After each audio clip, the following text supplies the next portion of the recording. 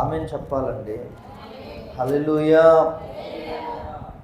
కొంతమంది విధవరాండ్లు, వృద్ధులు చూస్తే నాకు చాలా సంతోషం అనిపిస్తుంది. ఎందుకంటే వారు ఈ పునాది వేసినప్పటి నుంచి ఉన్నవారండి. వారు ఎంత సహకరించారో నేను ఎరుగుదును. వాళ్ళు అది నేను మాటల్లో వర్ణించలేనండి. కన్నీళ్ళు వస్తాయి కొన్నిసార్లు నేను తలుచుకుంటే. ఎందుకంటే ఈ రోజుల్లో సంఘం పెరిగింది, చేయగలము, కానీ ఆ రోజుల్లో వారు డబ్బులు ఇస్తూ కూడా పని చేశారు. నాకు కన్నీళ్ళు వస్తాయి ఆ తల్లుల్ని మేము జ్ఞాపకం చేసుకుంటే. హల్లెలూయా, హల్లెలూయా. అటువంటి విశ్వాసంలో మనం పెంచబడదుము గాక. ఆమేన్, హల్లెలూయా. మంచిది, దేవుని వాక్యంలోనికి వెళ్దాము. దేవుడు నాకు ప్రేరేపించినటువంటి విషయాలు, దేవుడు కోరుకునేది, ఇది మన అంశం. దేవుడు కోరుకునేది క్రియ. చెప్పండి, దేవుడు కోరుకునేది క్రియలు కలిగిన విశ్వాసం. ఓన్లీ విశ్వాసము కాదు, దేవుడు మన నుండి కోరుకునేది క్రియలు కలిగిన విశ్వాసం. ఇవి రెండు ఏకత్వంలో ఉంటేనే అది దేవుడి దగ్గరికి చేరుతుంది, దేవుని వలన అంగీకరించబడుద్ది. ఈ రెండిట్లో ఏ ఒక్కటి లేకపోయినా అది పరిపూర్ణతలోనికి రాదు అని దేవుడు చెబుతున్నాడు. దేవుని స్తోత్రం. దేవుడు కోరుకునేది ఏమిటయ్యా ఒక వ్యక్తి నుండి అనంటే క్రియలు కలిగిన విశ్వాసం. క్రియలు కలిగిన విశ్వాసం. దీని గురించి కొన్ని నిమిషాలు మనము వాక్యములో నుండి మనము ధ్యానం చేసుకుందాం. దేవునికి మహిమ కలుగును గాక. యాకోబు రాసినటువంటి పత్రిక 2వ అధ్యాయము 14వ వచనం నుంచి క్షుణ్ణంగా ధ్యానం చేసుకుందాం. నా సహోదరులారా, క్రియలు లేనప్పుడు ఎవడైనను తమకు విశ్వాసము కలదని చెప్పిన ఎడల ఏమి ప్రయోజనము? అట్టి విశ్వాసం అతని చాలు రక్షింపగలదా? అక్కడ క్వశ్చన్ మార్క్ ఉంది, జాగ్రత్తగా వినండి. దేవుడు అంటున్నారు, దేవుని సంగమా, క్రియలు లేనప్పుడు ఎవడైనను తమకు విశ్వాసము కలదని చెప్పిన ఎడల ఏమి ప్రయోజనం? అట్టి విశ్వాసం అతనిని రక్షింపగలదా? చెప్పండి. విశ్వాసం ఉంది, నీకు లేదని చెప్పట్లేదు దేవుడు కూడా, కానీ క్రియలు లేవు. విశ్వాసం ఉన్నది కానీ ఏమి లేవు? క్రియలు లేవు. క్రియలు లేనప్పుడు మీరే చెప్పండి, ఆ క్రియలు లేని విశ్వాసం అతన్ని రక్షింపగలదా? కింద ఇంకా చదవండి. మీలో ఎవడైనను సహోదరుడైనను దిగంబరి అయి ఆనాటికి భోజనము లేక ఉన్నప్పుడు మీలో ఎవడైనను ఫ్లైట్ మోడ్లో పెట్టాయా శరీరమునకు కావలసి ఫ్లైట్ మోడ్లో పెట్టేసి శరీరమునకు కావలసిన వాటిని ఇవ్వక సమాధానముగా వెళ్ళుడి. చూసండి, సమాధానముగా కావలసిన వాటిని శరీరానికి ఎవరిని ఇయ్యక సమాధానముగా వెళ్ళుడి, చలి కాచుకొనుడి, తృప్తి పొందుడని చెప్పిన ఎడల చాలు. ఏమి ప్రయోజనం? మీలో ఎవరైనా మీ ఇంటికి వచ్చారండి, ఎవరో ఒకరు వచ్చి, అయ్యా కొంచెం సహాయం చేయండి అయ్యా, నేను చలి పెడుతుంది అయ్యా, కొంచెం అగ్గి పెట్టి ఇవ్వండి, ఒక 2 పుల్లలు ఇవ్వండి అయ్యా, లేకపోతే ఒక దుప్పటి ఇవ్వండి నాయన, చలి కప్పుకుంటాను, చలి పెడుతుందంటే ఆడు బయటకు వచ్చి సమాధానంగా ఇల్లు, తృప్తి కలిగి ఉండు, చల్లగా పట్టుకు బిడ్డ, జాగ్రత్తగా ఉండు, హ్యాపీగా పడుకో అన్నాడు అనుకోండి, ఏమన్నా పొంతిక ఉందా? ఇతను అడిగేది ఏంటి? ఒక అగ్గిపెట్టో ఒక దుప్పటో ఏదో చలి కాచుకోవటానికి ఇవ్వయ్యా అని అడిగితే, ఇదిగో నువ్వు సమాధానముగా వెళ్ళు, చలి కాచుకో, తృప్తి పొంది ఉండు అనంటే ఏమన్నా ఉపయోగం ఉందా? ఆకలి అవుతుంది ఆ వ్యక్తికి, అమ్మా కొంచెం అన్నం పెట్టమ్మా అని అంటే అన్నం పెట్టకుండా, అరే బాబు వెళ్ళి చక్కగా కడుపు నిండా తిని బయట మంచిగా పడుకో, ఆకలి లేకుండా ఉండంటే ఏమన్నట్టండి? పొందిక ఉందా ఈ రెండిటికి? ఉండదు. ఇంకా కిందికి చదివితే 17 వచనం, అలాగే విశ్వాసము క్రియలు లేనిదైతే అది ఒంటిగా ఉండి మృతమైనదగును. హల్లెలూయా. విశ్వాసం క్రియలు లేనిదైతే దేవుని సంగమా అది ఒంటిగా ఉండి చచ్చిపోయిద్దంట. అందుకే చూడండి, కొంతమంది క్రైస్తవులు ప్రారంభంలో ఓ జయ హో అన్నట్లుగా ఉంటారు విశ్వాసంలో. అసలు ఎంత అంటే ఆదివారం నీకు గుర్తులేదా సెట్రో అంటారు. అలా వస్తారు విశ్వాసం. కానీ దేవుడి కొరకు క్రియ చేయాలన్నప్పుడు మాత్రము డౌన్ అయిపోతారు. ఏంటి క్రియ? ఏంటండి క్రియలంటే? నీకు విశ్వాసం ఉంది, దేవుడు స్వస్థపరుస్తాడని అన్నీ ఉన్నాయి. కానీ క్రియల్లోనికి వచ్చేసరికి అది డౌన్ అయిపోతుంది. హల్లెలూయా. ఇంకా కింద చదవండి. అయితే ఒకడు నీకు విశ్వాసం ఉన్నది, నాకు క్రియలున్నవి, క్రియలు లేకుండా నీ విశ్వాసమును నాకు కనపరచుము, నేను నా క్రియల చేత నా విశ్వాసమును నీకు కనపడుతుందని చెప్పాను. అంటే ఈ 2 బ్యాచ్లు ఉన్నాయండి, 2 బ్యాచ్లు. ఇదిగో నువ్వు విశ్వాసంగా ఉండు మంచిగా, నేను క్రియలు చేస్తాను. నేను విశ్వాసం ఉండను కానీ క్రియలు చేస్తా, కానుకిస్తాను, క్రియలు చేస్తా, అప్పుడప్పుడు మీటింగ్స్ అయితే డబ్బులు ఇస్తాను, బియ్యం ఇస్తాను, క్రియలు చేస్తా. కానీ విశ్వాసం మాత్రం ఉండను. నువ్వేం చేస్తావంటే నువ్వు కానుక ఇవ్వకు, నువ్వు క్రియలు చేయకేది, కానీ విశ్వాసంగా దేవుడు గొప్పవాడు, విశ్వాసం ఉంచు, దేవుడిని నమ్ము, దేవుణ్ణి ఘనపరచు. హల్లెలూయా. కొంతమంది విశ్వాసం ఉంచుతారు కానీ క్రియల్లో బాప్తిస్మం తీసుకునే సమయానికి వచ్చేసరికి డౌన్ అయిపోతారు. దేవుని సంగమా, అలా మనం ఒంటరిగా మన విశ్వాసాన్ని ఉంచితే అది మృతమైపోయింది ఎప్పటికైనా. ఓ బ్రదర్ ఫోన్ ప్రతి వారం ఫోన్ చేస్తాడు, ప్రార్థన చేయండి, మీరు ప్రార్థన చేయవల్లే నేను బ్రతుకుతున్నానయ్యా, నేను ఇన్ని సంవత్సరాలు బ్రతికానంటే మీరు ప్రార్థన చేయబట్టేనయ్యా ఓ అంటున్నాడు. నేను అన్నాను, మంచిదేనండి బ్రదర్ గారు, ఇన్ని సంవత్సరాల నుంచి ప్రార్థన చేస్తున్నా, మీరు బ్రతుకుతున్నారు కదా, బాప్తిసం తీసుకోండి త్వరగా, నేను వస్తా బాప్తిసం ఇస్తా అంటే మౌనం అయిపోయాడు. చూసారండి, విశ్వాసం ఉంది, పాస్టర్ గారు ప్రార్థన చేస్తే కార్యం జరుగుద్దని, కానీ దేవుని కొరకు ఒక క్రియ చేయాలి అనే సమయానికి మ్యూట్ చేసుకున్నాడు, సైలెంట్ అయిపోయాడు. ఇది మృతమైనటువంటి విశ్వాసం. ఇంకేమంటున్నాడు దేవుడు? కిందికి రండి, 19వ వచనం, దేవుడు ఒక్కడే అని నీవు నమ్ముచున్నావు, అలాగూ నమ్ముట మంచిదే, దయ్యములను నమ్మి వణుకుచున్నవి. చూడండి దేవుడు ఏమన్నాడు? వ్యర్థురాల క్రియలు లేని విశ్వాసము నిష్ఫలమైనదని తెలుసుకొనగోరుచున్నావా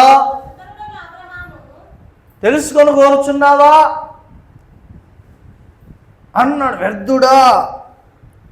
వ్యర్థుడా క్రియలు లేని విశ్వాసము నిష్ఫలమైనదని తెలుసుకొనగోరుచున్నావా. మరలా ఇక్కడికి వద్దాం, ఒక్కడికి వెళ్ళి యోహాను సువార్తలోనికి వస్తే దేవుని సంగమా, అక్కడ ఒక విశ్వాసము కలిగిన బ్యాచ్ ఉన్నారు. 12వ అధ్యాయములో 42వ వచనం 3వ వచనం చదవండి. 42వ వచనం 43వ వచనం. అధికారులలో కూడా అనేకులు, చూసారా అండి, ఎవరంట? ఆయన యేసు ప్రభు యందు విశ్వాసం ఉంచింది. అందరూ స్పందించాల, మనమే కదా. అధికారులు ఎవరండి? ఆ రోమా సామ్రాజ్యంలో లేదా యెరూషలేం ప్రాంతాల్లో ఉన్నటువంటి యేసు ప్రభు సువార్త ప్రకటిస్తున్నప్పుడు అధికారులు యేసు ప్రభు నందు విశ్వాసం ఉంచారు. వారిని బట్టి దేవునికి ఒకసారి చెప్పట్లు హల్లెలూయా. అధికారులు యేసు ప్రభు నందు విశ్వాసం ఉంచారు. యేసు ప్రభు నిజమైన దేవుడు, గొప్ప దేవుడు అండి, అసలు తిరుగులేదేనా, చాలా గొప్ప దేవుడు అండి. చాలా విశ్వాసం ఉంచారు. అక్కడ పక్కనేముంది చెప్పాలి, పక్కనేముంది? విశ్వాసం ఉంచిరి గాని ఉంది. ఏముంది? గాని అనండి అందరూ. చదవండి ఇప్పుడు. సమాజములో నుండి వెలివేయబడదుమేమో అని పరిసయ్యులకు భయపడి వారు ఒప్పుకొనలేదు. దేవుని మెప్పు కంటే. చూసారండి, ఎవరండి వీళ్ళు? అధికారులు. ఎవరు వీళ్ళు? ఉద్యోగస్తులు. సమాజంలో నుండి మేము వెలివేయబడతాం, కులంలో నుంచి వెలివేయబడతాం, ఊర్లో నుంచి వెలివేయబడతాం. మమ్మల్ని వెలివేస్తారా బాబు, ఇదంతా మాకెందుకు, విశ్వాసమే ఇంకంతే, మేము క్రియల దాకా రాము, మేము క్రియల్లోనికి రాము, మేము దేవుణ్ణి ఒప్పుకోము, మాకు మనుషుల మెప్పే కావాలి, దేవుని మెప్పు వద్దురా బాబు అని వారు ఉండిపోయారు. ఇప్పుడు చెప్పండి, క్రియలు లేని విశ్వాసము మృతమా సజీవమైనదా? చచ్చిపోయేది. క్రియలు లేని విశ్వాసం అది మృతమైనది. నువ్వు సండే స్కూల్కి వెళ్ళాలి బాబు, అది మృతమైనది. మృతమైనదండి. చాలామంది యేసు ప్రభు దగ్గరికి చాలా ఉత్సాహంగా వస్తారు. మనమే కాదండి, నా సేవ ప్రారంభం నుంచి ఇప్పటి వరకు అందరూ వచ్చిన వాళ్ళు నిలబడితే 300 మంది ఉంటారా మహిమ? 500 మంది కూడా ఉంటారండి. ఎంతమంది వచ్చారు తెలుసా? 300 నుంచి 500 మంది ఉంటారు. ఎంతమంది రోగులను దేవుడి బయారంలో బాగు చేశాడు. దెయ్యాలు పట్టిన వాళ్ళు వణికి వెళ్ళే, కిడ్నీలో రాళ్ళు మోసుకొచ్చిన వాళ్ళు ప్రేయర్ చేస్తే కిడ్నీలో రాళ్ళు పడిపోయి హ్యాపీగా వెళ్ళిపోయే వాళ్ళండి. పక్షవాయువు రోగులు బాగా నడిచారు. ఎన్ని అద్భుతాలు దేవుడు చేశారు. హల్లెలూయా. వాళ్ళకి కావలసింది దేవుడు చేసే కార్యాలే, కానీ మేము దేవుని కోసం నిలబడాలన్నంత క్రియలు లేదండి. అందుకనే చాలామంది దేవుడిని విడిచి మరలా లోకంలో కలిసిపోయారు. నేనేం చెప్తున్నానంటే సంగమా, నీకు కలిగిన విశ్వాసముతో పాటు క్రియలు ఉండాలి. క్రియలు కనుక లేకపోతే కొంతకాలం వస్తావు, ఆనందిస్తావు, మరలా లోకంలో కలుస్తావు. ఏది? అధికారుల వలె. మరలా మాట చదవండి, 42వ వచనం. అనేకులు ఆయన యందు విశ్వాసం ఉంచిరి గాని సమాజములో నుండి వెలివేయబడదేమో అని పరిసయ్యులకు భయపడి వారు ఒప్పుకొనలేదు. హల్లెలూయా. జమిలీ సిస్టర్ గారని దంతి వాళ్ళు ఉంటారు. నేను 2 టైమ్స్ కలిసా అక్కని. ఆమె చాలా పెద్ద విగ్రహారాధికురాలండి. ఒకరోజు ప్రభు ఆమె ఉన్న స్థితిలో, రోగపు స్థితిలో దేవుడు దర్శించాడు. ఆమె రక్షింపబడింది. రక్షింపబడిన కొద్ది సంవత్సరాలకే నేను దేవుని సేవ చేయాలని తీర్మానం చేసుకుంది. ఇక దేవుని సేవ చేస్తుంటే సువార్త వాళ్ళ ఆయనకి తెలిస్తే కొట్టేవాడు. ఏది? చర్చికి వెళ్తేనే కొట్టేవాడు. ఈమె ఏం చేసేది తెలుసా?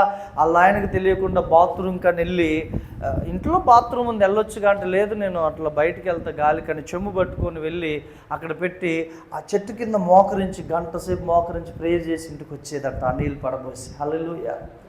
ఒకరోజు గ్రామస్తులు ఆమెను ఏం చేశారు, నువ్వు దేవుని నమ్ముకున్నావు, నువ్వు సువార్త కూడా చేస్తున్నావు కాబట్టి మా ఊర్లో ఉండటానికి వీలు లేదన్నారు. అది అనలాగండి, మాకు ఆస్తి ఉంది, ఇల్లు ఉన్నాయి, అన్నీ ఉంటాయి, అయితే నువ్వు యేసు ప్రభుని విడిచిపెట్టా, నువ్వు కానిచ్చి. లేదు, నాకు యేసు ప్రభువే కావాలని ఇల్లు ఆకలి అంతా వదిలిపెట్టి మరొక ప్రదేశం వెళ్ళి అక్కడ చిన్న పాకేసుకుని అక్కడ ప్రార్థన చేస్తూ దేవుని ఇంతకు ఎల్లగొట్టిన వాళ్ళు ఎవరో తెలుసా? గ్రామస్తులతో పాటు వారి అన్నదమ్ములు, అక్క చెల్లెళ్ళు, వాళ్ళ భర్త కూడా ఎల్లగొట్టేశాడు. హల్లెలూయా. దేవుని చిత్తం మీద ఒకసారి ఇక్కడ పిలుద్దాం ఆమె. అయితే ఆమె వెళ్ళిపోయింది, ప్రార్థన చేస్తుంది, రాత్రంతా ప్రార్థన చేసేది. ఒకరోజు వాళ్ళ నాన్నగారు చనిపోయారంట, ఊర్లో కబురు పంపారు. మరి నాన్నగారు చనిపోయినప్పుడు వెళ్ళాలి కదా, ఈమె వెళ్ళింది. వెళ్ళగానే ఆ ఇంటోళ్ళు ఊరోళ్ళు వచ్చి ఆ మొత్తలు గుమ్మలు నిలబడి, నువ్వు యేసు ప్రభువుని విడిచిపెడితేనే వచ్చి మీ నాన్న ముఖం చూడమన్నారు. ఏమన్నారంట చెప్పండి? యేసు ప్రభువుని విడిచిపెడితేనే వచ్చి మీ నాన్నగారి ముఖం చూడమని. వాళ్ళ ఆయన అన్నారు, ఒకసారి అబద్ధం ఆడే మీ నాన్న చూడు, లాస్ట్ ఇంకొస్తాడా? నేను సచ్చిన అబద్ధమా అని అన్నది. వెళ్ళి మోకం నుంచి ప్రే చేసి, నేను నీకు కావాలా, మీ నాన్న కావాలా? ఈమె ఏం మాట్లాడకుండా వెనక్కి తిరిగి వెళ్ళిపోయింది. చూడనివ్వట్ల వాళ్ళ నాన్ని, ఊరోళ్ళు కానీ కుటుంబీకులు కానీ వీళ్ళు ఏడ్చుకుంటూ ప్రార్థన చేసేదంట, ప్రభువా మా ప్రాంతాన్ని రక్షించే. మరలా కొద్ది రోజులకు వాళ్ళ అమ్మ చనిపోయిందంట. వాళ్ళ అమ్మ చనిపోతే మళ్ళీ చూడటానికి ఈసారి చూడని వెళ్తే యేసు ప్రభుని విడిచిపెడితేనే వచ్చి మీ అమ్మ ముఖం చూడు, అదే స్టాండర్డ్. వెళ్ళిపోయిందంట ఆమె, ఏడ్చుకుంటూ వెళ్ళిపోయిందంట. తండ్రి చూడండి, క్రియలు కలిగిన విశ్వాసం ఎంత ప్రభావవంతంగా ఉంటుందో. కొన్ని సంవత్సరాలు అలా ప్రార్థన చేసింది. ఆర్ఎస్ఎస్ వాళ్ళు వచ్చారు. ఆర్ఎస్ఎస్ వాళ్ళు తెలుసా అండి, ఆ ప్రాంతంలో బజరంగ దళాలు, నువ్వు యేసు ప్రభుని విడిచిపెట్టు లేకపోతే నిన్ను రేపు చేసి చంపుతాం, నువ్వు ఒంటరిగా ఉన్నప్పుడు రేపు చేసి చంపుతాం బెదిరించారంట. ఈమె వినలేదు, భయం కలిగి ఉంది, కానీ ప్రార్థన చేస్తూ జ్ఞానంగా వెళ్ళేది, ఎవరు నన్ను తోడు తీసుకుని స్వార్థ. ఇప్పుడు ఏం జరిగింది తెలుసా, ప్రార్థన చేయగా వాళ్ళ ఆయన కొట్టేవాడు తాగి ఫుల్లుగా. ఒకరోజు దేవుడు వాళ్ళ ఆయనతో మాట్లాడాడంట. హల్లెలూయా. ఉన్న పాటుగా వాళ్ళ ఆయన త్రాగుని విడిచిపెట్టి వాళ్ళ ఆమె దగ్గరికి వెళ్ళి ఆమెకు సహకరిస్తున్నాడు. హల్లెలూయా. ఒకరోజు వాళ్ళ అన్నదమ్ములతో దేవుడు ఇప్పుడు వారందరూ రక్షింపబడ్డారు. ఆ ఊరిలో కూడా ఈమె సంఘం పెట్టింది. దేవుని స్తోత్రం. కానీ దేవుణ్ణి మాత్రం విడిచిపెట్టలే, విశ్వాసమును క్రియలను విడిచిపెట్టలేదు. దేవుని సంఘం నేనేం చెప్తున్నానంటే, మనం క్రియలు కలిగిన విశ్వాసమును మనం చేపట్టినప్పుడు మనల్ని ద్వేషించే వారే, వద్దనుకున్న వారే ఒక దినాన మన దగ్గరకు వచ్చి నిలబడతారు. హల్లెలూయా. వాళ్ళు వద్దన్నారు, వాళ్ళు శ్రమ పడుతున్నారని వాళ్ళని సంతోషపెట్టుట కొరకు, ఈ అధికారుల వలె దేవుని మెప్పు కంటే మనుషుల మెప్పు కొరకు నువ్వు చూసావనుకో, నీవు సమస్తాన్ని కోల్పోతావు. దేవుడు సిద్ధపరిచిన సమస్తాన్ని ఆశీర్వాదాలు నువ్వు కోల్పోతావు. చివరికి నీ జీవితం ముగింపు వచ్చేసరికి నువ్వు ఆలోచిస్తావు, అయ్యో నేను దేవుని కొరకు ఏం చేశా, నా బ్రతికి ఎలా గడిచింది, విశ్వాసం లేదే, క్రియలు లేవే, అయ్యో ఒక నిష్ఫలంగా అయిపోయింది అని నీ వృద్ధాప్యమందు నువ్వు దుఃఖపడేదానికంటే కొంత త్యాగము చేసి దేవుని పక్షమున ఒక బలమైన విశ్వాసిగా నువ్వు నిలబడినట్లయితే నిన్ను బట్టి దేవుడు నీ బంధువుల్ని, నీ కుటుంబాలని, నీ గ్రామాన్ని మారుస్తాడు. హల్లెలూయా, హల్లెలూయా. ఇక్కడికి వద్దాం, యాకోబు పత్రికలో మరలా వద్దాం. చూడండి, ఇక్కడ 20వ వచనం చూసినట్లయితే, వ్యర్థుడా క్రియలు లేని విశ్వాసము నిష్ఫలమైనదని తెలుసుకొని కోరుచున్నావా? జాగ్రత్తగా వినండి. మన పితరుడైన అబ్రహాము తన కుమారుడైన ఇస్సాకును బలిపీఠము మీద అర్పించినప్పుడు అతడు క్రియల వలన నీతిమంతుడని తీర్పు పొందలేదా? విశ్వాసము అతని క్రియలతో కూడి కార్యసిద్ధి కలగజేసిననియు, క్రియల మూలముగా అతని విశ్వాసము పరిపూర్ణమైనదనియు గ్రహించుచున్నావు గదా. హల్లెలూయా. అబ్రహాముకి విశ్వాసం ఉంది, అలాగే క్రియలు ఉన్నాయి. విశ్వాసం ఉంది అబ్రహాముకి, క్రియలు కూడా ఉన్నాయి. ఏంటి క్రియలు అంటే, దేవుడు అన్నాడు, అబ్రామా నీకు ఒక్కగానైన ఒక కుమారుడు ఇస్సాకు ఉన్నాడు కదా, నీవు ప్రేమించే ఇస్సాకు, అతన్ని నాకు బలిగా అర్పించమన్నాడు. మీరు గమనించండి, విశ్వాసం అనేది క్రియ చేయటానికి ఇష్టపడినప్పుడు అందులో ఆ వ్యక్తి ఉన్నత స్థితిలోనికి ఎదుగుతాడు. హల్లెలూయా, హల్లెలూయా. ఇక్కడ చూడండి, అబ్రహాము తన కుమారుణ్ణి సిద్ధపరిచాడు, కట్టెలు సిద్ధపరిచాడు, గాడిదని సిద్ధపరిచాడు, 2 పనివారిని సిద్ధపరిచాడు. మోరియా పర్వతం వరకు ప్రయాణం చేయడానికి వెళ్ళారు. 2 దినములు ప్రయాణం చేస్తున్నాడు దేవుని చెప్పిన ప్రదేశానికి. నిన్నొక ప్రశ్న అడుగుచున్నాను, దేవుని సంగమా, యేసు ప్రభు అంటే నీకు విశ్వాసం ఉంది కదా, యేసు ప్రభు అంటే నీకు నమ్మకం ఉంది కదా, అదే సమయంలో యేసు ప్రభు కొరకు ఒక క్రియ చేయటానికి నువ్వు ముందుకు రాగలుగుతున్నావా? యేసు ప్రభుని, మా ఇంట్లో నేను యేసు ప్రభుని నమ్ముకున్నప్పుడు ఎవ్వరు ఒప్పుకునేది కాదు. మా అమ్మ సాక్ష్యం అడగండి, మా అన్నయ్య కానీ, మా నాన్న కానీ, ఈవెన్ మా అమ్మ కూడా, నువ్వు నమ్ముకుంటే బావ వాళ్ళు రారు, అక్క వాళ్ళు రారు అనేవాళ్ళు. నేను వినేది కాదు. నా దేవుడు ఇంట్లో నుంచి వెళ్ళకూడదన్నా నేను రెడీ వెళ్ళటానికి. హల్లెలూయా. నేను కాపాడుకున్నాను. బాప్తీసం తీసుకునే సమయం నాకు 12 సంవత్సరాలు. ఎన్ని సంవత్సరాలు చెప్పండి? నా ఆతృత. ఒకవేళ ఈరోజు ప్రభు వస్తే నేను ఎత్తబొన్ను, ఎవరికి చెప్పలు, మా ఇంట్లో ఎవరు రక్షింపవల్ల, ఎవరు అర్థం చేసుకోరు నన్ను. వెళ్ళాను, సేవకులు నియమించారు. పలానా రోజు బాప్తిస్మాలు జూన్ 8వ తారీఖు, జూన్ 4వ తారీఖు 4వ తారీఖు అనుకుంటా పెట్టేశారు. 7వ తారీఖు అనుకుంటండి. 6, 7, 8 మీటింగ్స్. 4వ తారీఖు నా డైరీలో రాసుకున్న, ఆ డైరీ ఎక్కడో పోయింది, చూస్తా వెతుకుతా. అయితే వెళ్ళి బాప్తిసం తీసుకున్నా. హల్లెలూయా, హల్లెలూయా. క్రియ చేయటానికి మనం ముందుకు రావాలి దేవుని బిడ్డలారా. తారుడు మన మీటింగ్కి వెళ్ళిన కాడ ఒక సునీత అని ఒక సిస్టర్ ఉంటారు. వాళ్ళ అమ్మ లేదు, వాళ్ళ నాన్న లేడు, వాళ్ళ అమ్మ ఉన్నారు. వాళ్ళ అమ్మకు లేదనుకుంటండి, ఒక్కతే. వాళ్ళ అన్నదమ్ములు ఏంటంటే ఆమెకి హెల్త్ బాగోదు, యేసు ప్రభుని నమ్ముకుంటే బాగైంది, ఆరోగ్యంగా ఉంది. నీకు బాగైంది కదా యేసు ప్రభుని నమ్ముకున్నాక, ఇక నువ్వు యేసు ప్రభుని విడిచిపెట్టు, మనలో కలువు. ఏమన్నది, నేను కలవను, అయితే నేను ఇంట్లో నుంచి వెళ్ళివేయండి. ఆమెను వద్దంటే పక్కకి వెళ్ళి గుడిసె వేసుకుంది, చిన్న గుడిసె, చిన్న ఇటుకలు పెట్టుకుంది. గ్రామస్తులంతా వ్యతిరేకులు, గ్రామ పెద్దే వాళ్ళ మేనమామ వ్యతిరేకించారు. పక్కనుంది అలా ప్రార్థన చేసుకుంటుంది. దేవుడే సహాయం చేస్తుంది, దేవుడే సహాయం. 40 కిలోమీటర్లు ప్రతి శనివారం వెళ్ళి చర్చి దగ్గర ఉంటుంది. కొన్నిసార్లు 20 కిలోమీటర్లు నడిచి వస్తేనే మెయిన్ రోడ్ నుంచి ఆటోలు కానీ బస్సు కానీ, ఆ బస్సు కూడా 1-2 గంటలు వెయిట్ చేస్తేనే అది వస్తుంది. అంత బాగుంటుందట. సో ఆదివారం అందుకోనని ఆ సిస్టర్ ఏం చేస్తారంటే, శనివారమే మధ్యాహ్నం బయలుదేరి రాత్రికల్లా చర్చి దగ్గర ఉంటుంది. ఇప్పటికీ 15 సంవత్సరాల నుంచి ఆ తల్లి అలాగే కంటిన్యూ చేస్తుంది. నేను వచ్చేటప్పుడు, అమ్మ వస్తావా, మీ ఊరు దగ్గర దింపుతా, అక్కడ వెళ్దు అని అంటే, అక్కడ నుంచి 18 కిలోమీటర్లు, 20 కిలోమీటర్లు. నేను రానయ్య గారు, మళ్ళీ రేపు ఒక్కరోజు శనివారంగా, ఎల్లుండి ఆదివారం, ఒకవేళ నేను ఇప్పుడు వచ్చినా మళ్ళీ రేపు నేను నడుచుకుంటూ రావాలి, ఇక్కడే ఉంటా రేపు ఒక్కరోజేగా అంట. హల్లెలూయా. క్రియలు అనేది ఇప్పుడు ఆమెను బట్టి ఆ ఊరిలో మారటానికి ప్రజలు సిద్ధంగా ఉన్నారు. సంఘం వెళ్తుందండి, వెళ్ళి ప్రేయర్ చేస్తే దెయ్యాలు వెళ్ళిపోతున్నాయి అక్కడ. మనం క్రియ కలిగినప్పుడే దేవుని చేత అంగీకరించబడతాం. హల్లెలూయా. ఇంకా నువ్వు నీ భర్తను సంతోషపెట్టే, నీ గ్రామస్తులను సంతోషపెట్టడానికి, ఇంకా నీ అధికారులను సంతోషపెట్టడానికే ఉంటే నువ్వు దేవుణ్ణి సంతోషపెట్టలేవు ఎప్పటికీ. నీ దేవుణ్ణి నువ్వు ఎప్పటికీ సంతోషపెట్టలేవు. దేవుని బిడ్డలారా, ఈ మాటలు వింటున్న మనలో ఒక రోషము రావాలి. అవును కదా, నేను ఎందుకు నా దేవుణ్ణి సంతోషపెట్టకూడదు? నా సృష్టికర్త అయిన దేవుణ్ణి నేను ఎందుకు మహిమపరచకూడదు? ఆయనలో శక్తి తక్కువైందా? ఆయనలో మహిమ తక్కువైందా? నేను ఆయన కొరకు నిలబడితే దేవుడు నా పక్షాన నిలబడ్డా, నేను ఎందుకు నాలో రోషము లేదు? ఇంకా ఎందుకు ఈ లోకంతో, పాపంతో, ఈ మనుషుల ఆచారాలతో నేను ఎందుకు రాజీపడి ఉండాలి? నా దేవుని పద్ధతిలో నేను నిలబడాలి. కానీ ఎందుకు మనలో ఆ తలంపు రాకూడదు? దేవుని సంగమా, ఒక్కసారి నువ్వు నిలబడి చూడు, ఒక్కసారి దేవుని పక్షమును తెగించి చూడు, దేవుడే నీ పక్షమును వచ్చి నిలబడతాడు. హల్లెలూయా.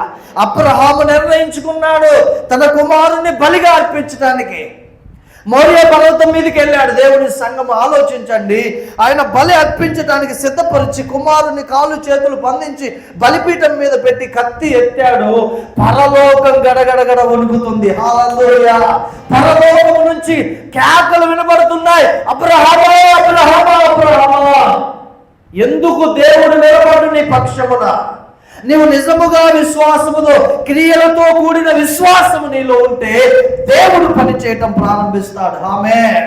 హల్లెలూయా. నీవు నీ అంతటా, నీ ఆలోచన ప్రకారం, నీ ఉద్దేశం ప్రకారం, నీకు అనుగుణంగా నువ్వు నడిచినంత కాలం దేవుడు అక్కడ ఉంటాడు, నీవు ఇక్కడ ఉంటావు. కానీ దేవుడే నీలోనికి వచ్చి నడవాలి అనంటే నీలో క్రియలు దేవునికి కనపడాలి. హల్లెలూయా. ఒక్క అడుగు ముందుకే దేవుని సంగమా, జీవితాంతం దేవుడు నీతో నడుస్తాడు. ఒక్క అడుగు, దేవా నాకు ఇష్టము, నేను క్రియలు కలిగి జీవించడం అని ఒక్క అడుగు దేవుని పక్షమున నువ్వే, ఆయన నీ పక్కకు వచ్చి నీ చేయి పట్టి నిన్ను నడిపిస్తాడు. హల్లెలూయా, హల్లెలూయా.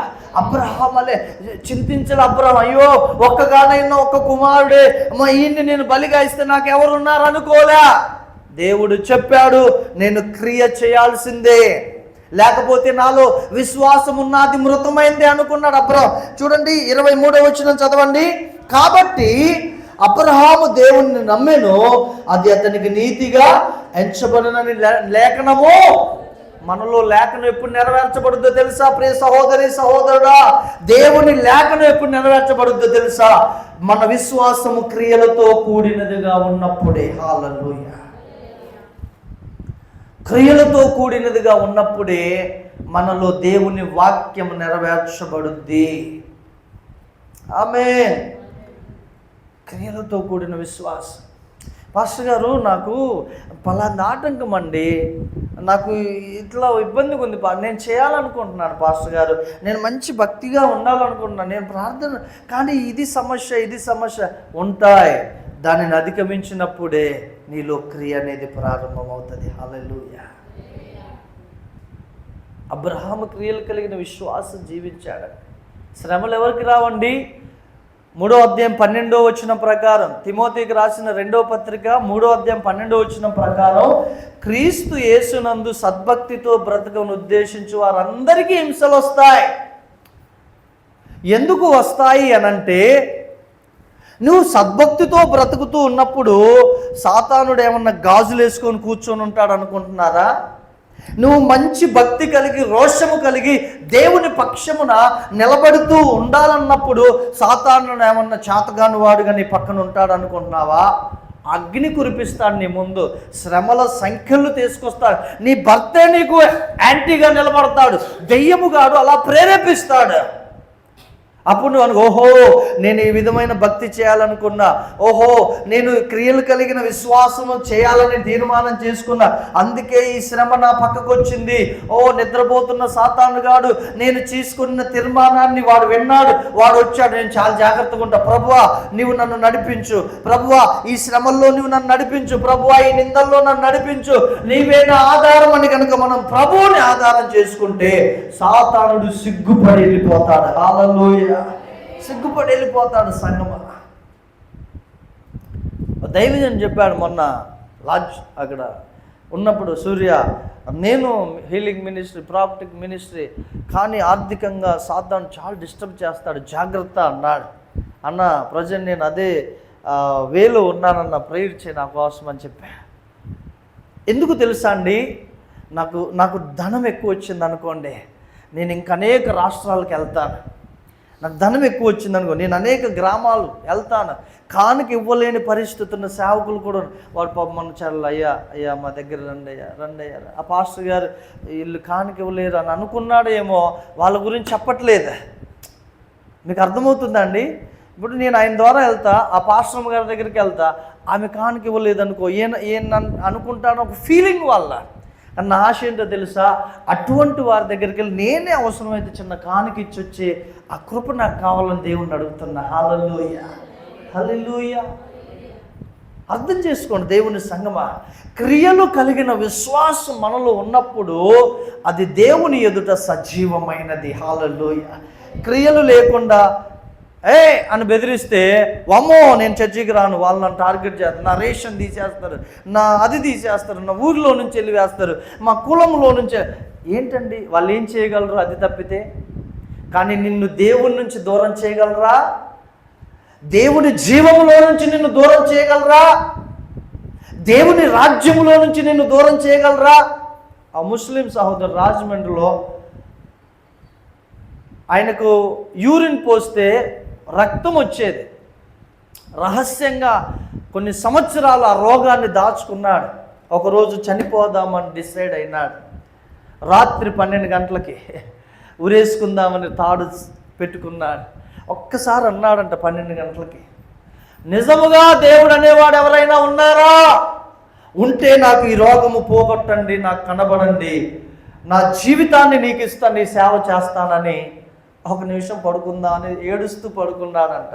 నిద్రలోకి వెళ్ళిపోయాడు.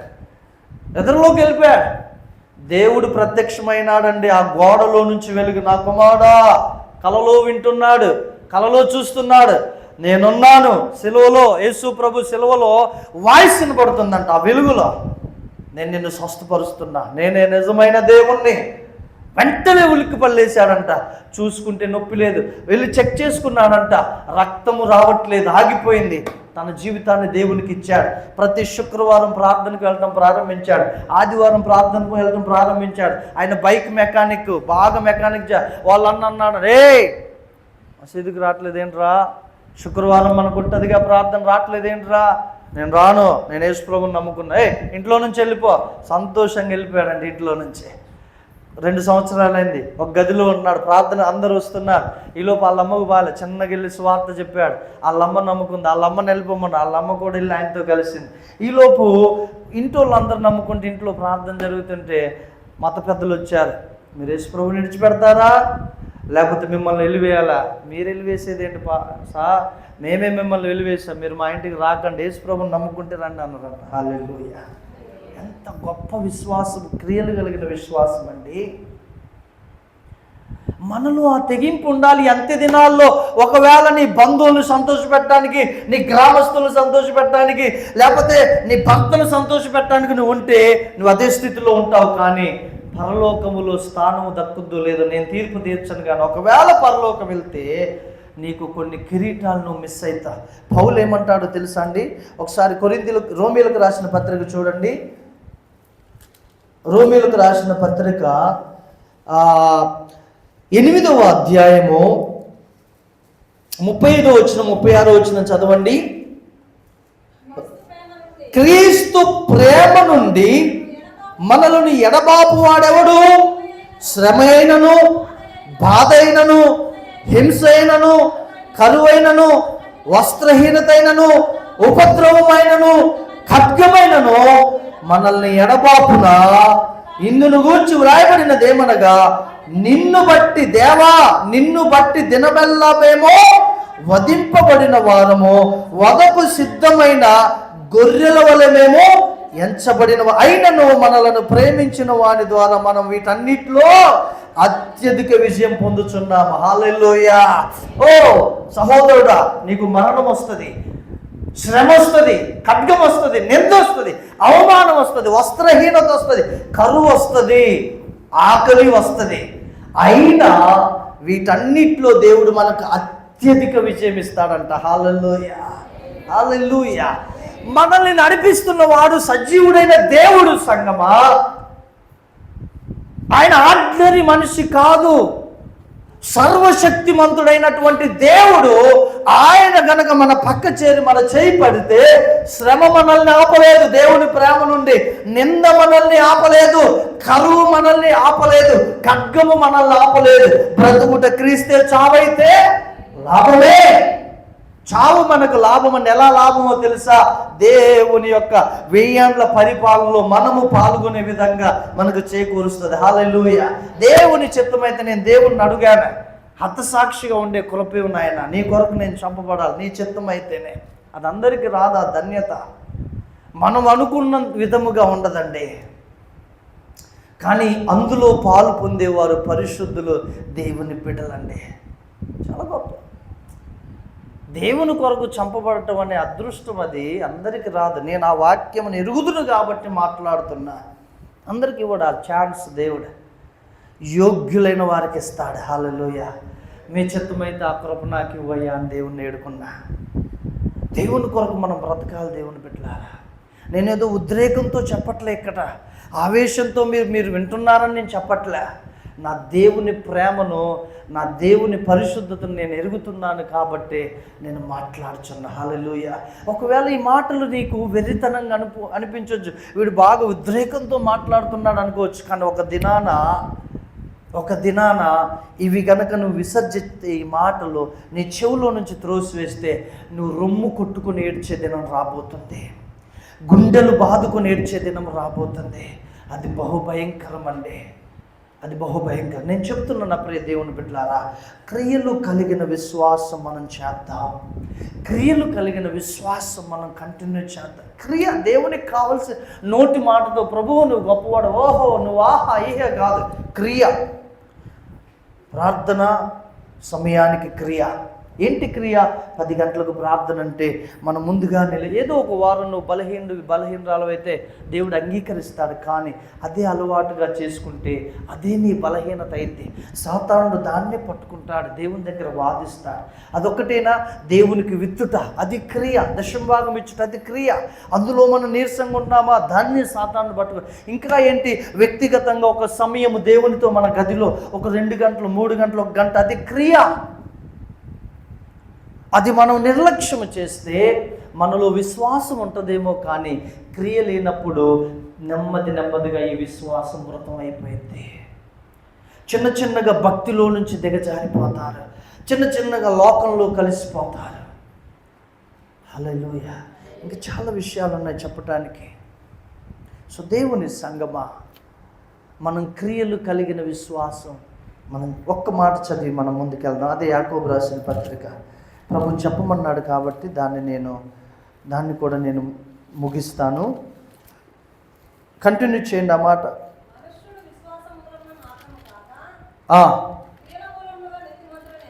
ఎన్నో వచ్చినావమ్మా? 24. ఎస్, చదవండి మరలా. చూడండి జాగ్రత్తగా వినక్క అన్న.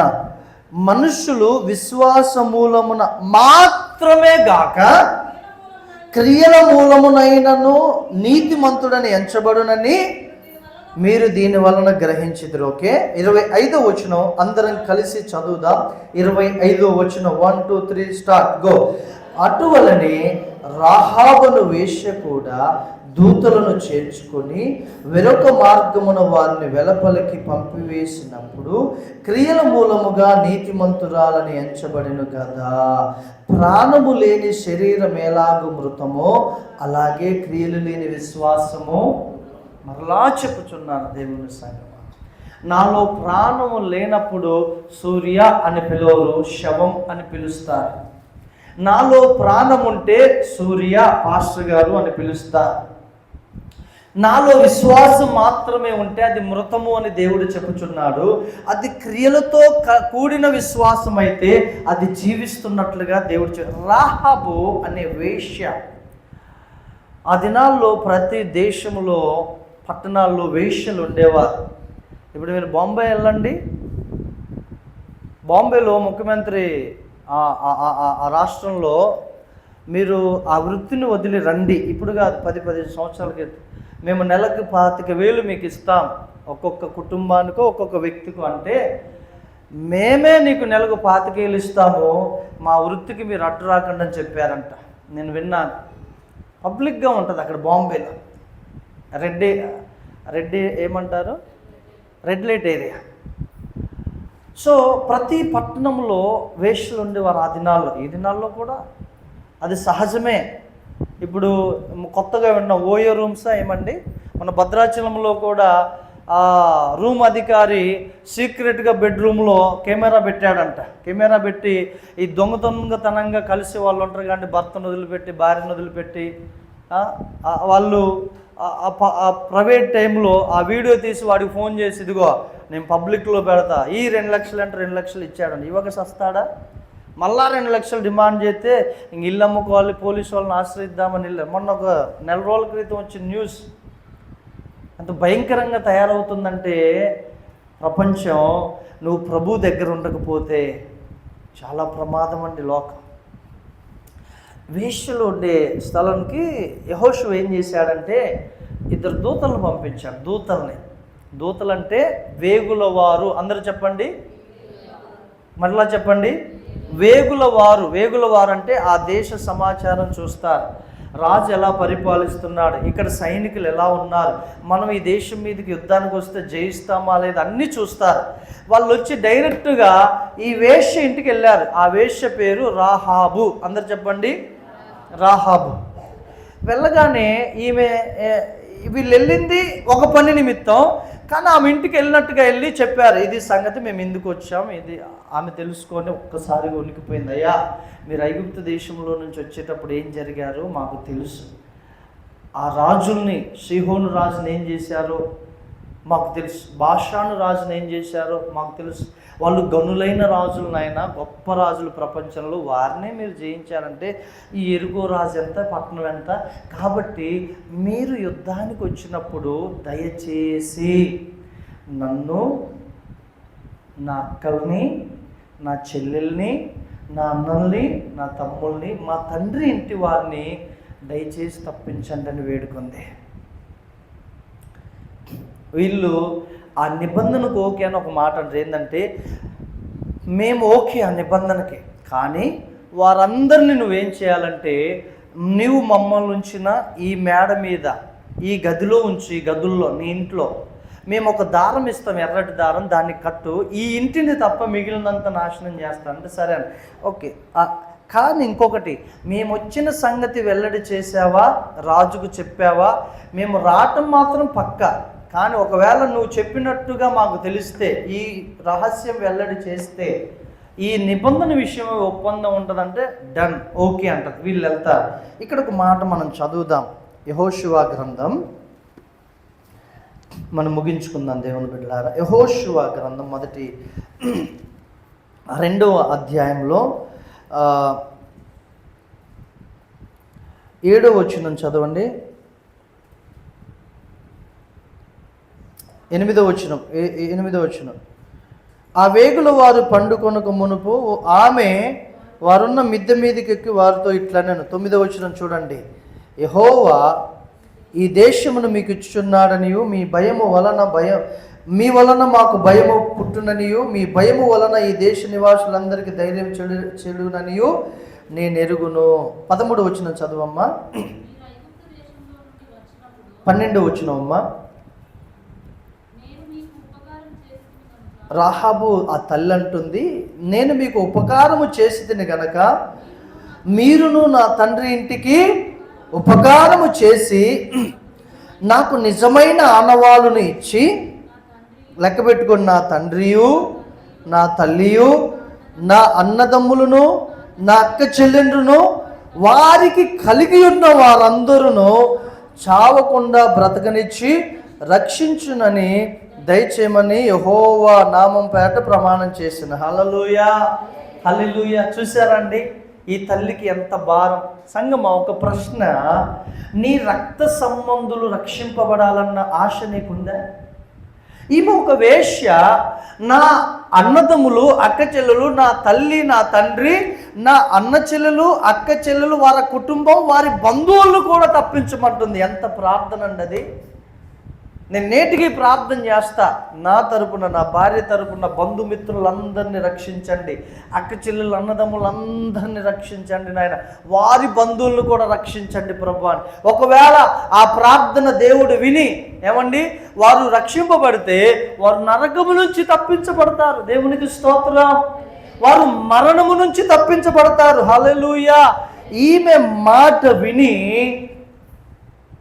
ఈ వేగుల వారు యెహోషువతో చెప్తే, ఈ యెహోషువ వారందరూ వచ్చి కింద చూడండి 21వ వచనం చదవండి. అందుకు ఆమె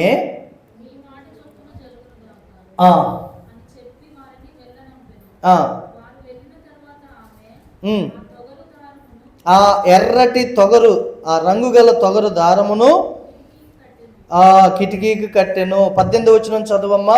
నీవు మమ్మను దించిన ఈ కిటికీకి ఈ ఎర్రని దారమును కట్టి. హల్లెలూయా. నీ కుటుంబీకులు, నీ బంధువులు, ఎర్రని దారం అంటే యేసుక్రీస్తు సిలువలో రక్తము కార్చిన ఆ సిలువ కిందికి వచ్చినప్పుడు మరణము నుంచి తప్పించబడతారు. హల్లెలూయా. యేసు రక్తమే మనల్ని రక్షించేది. యేసే సిలువలో చేసిన కార్యమే మనల్ని రక్షించేది. సంఘబిడ్డలారా, మన బంధువులు, అక్క చెల్లెలు, అన్నదమ్ములు అందరూ ఈ యొక్క యేసుక్రీస్తు రక్తము కిందకు వచ్చే విధముగా నీ ప్రార్థన, నీ ప్రయాస ఉండాలి. ఆమె క్రియలు చేసేది ఏంటో తెలుసా? క్రియలు అందరు నా ఇంటికి రప్పించుకొని ఎర్రని తొగరు దారం కట్టింది. ఆ ఇంటిని తప్ప సమస్తాన్ని యెహోషువ నాశనం చేశాడు. ఆ ఇల్లు నేటికి ఇశ్రాయేలీల సమాజముతో వారు కలిసి ఉన్నారు. హల్లెలూయా.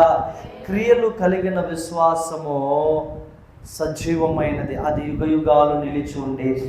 ప్రభు కొద్ది మాటలు మన వెనుకల్లో దీవించునుగాక. ఆమేన్. కళ్ళు మూసుకుందాం, ప్రార్థన చేద్దాం. బంద్ చేసే